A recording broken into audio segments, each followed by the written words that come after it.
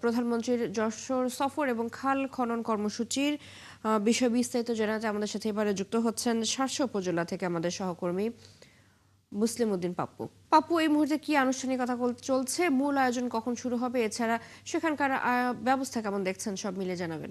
বলছিলেন ওকে ওকে ওকে বাবার স্মৃতি বিজড়িত সে ঐতিহাসিক খাল খনন পুনঃখনন আজ 27শে এপ্রিল 11টা 30 মিনিটে শার্শার উলুশি জিয়ার খাল পুনঃখনন এবং শুভ উদ্বোধন করবেন মাননীয় প্রধানমন্ত্রী তারেক রহমান। 1976 সালে 1 নভেম্বর তৎকালীন রাষ্ট্রপতি মেজর জেনারেল জিয়াউর রহমান নিজ হাতে কোদাল তুলে নিয়ে বেতনা নদীর সঙ্গে সংযুক্ত উলুশি যাদবপুর এলাকায় প্রায় 4 কিলোমিটার খাল খননের উদ্বোধন করেন। তার আহ্বানে সাড়া দিয়ে দলে দলে সাধারণ মানুষের স্বেচ্ছায় অংশ নেন এবং মাত্র 6 মাসের মধ্যে সফলভাবে সম্পূর্ণ হয়ে খনন কার্যক্রম করেন। পরে 1977 সালে 30শে এপ্রিল আনুষ্ঠানিক উদ্বোধনের পর থেকেই খালটি স্থানীয়দের কাছে জিয়া খাল নামে পরিচিত লাভ করেন।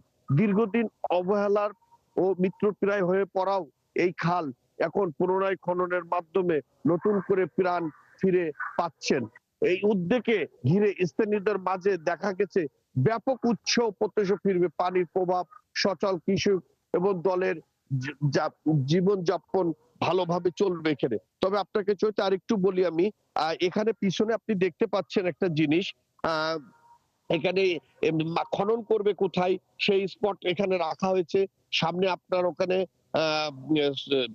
যেখানে উনি একটু আনুষ্ঠানিক একটু বক্তব্য দিবেন এবং এখানে বিজিপি পুলিশ এবং 6 প্লাটুন বিজিপি মোতায়েন করা হয়েছে এবং আর্মি সদস্য আছেন এবং র্যাব আছেন, মানে নিরাপত্তার এসএসএফ আছেন এবং নিরাপত্তা খুব জোরদার অবস্থায় রেখেছেন।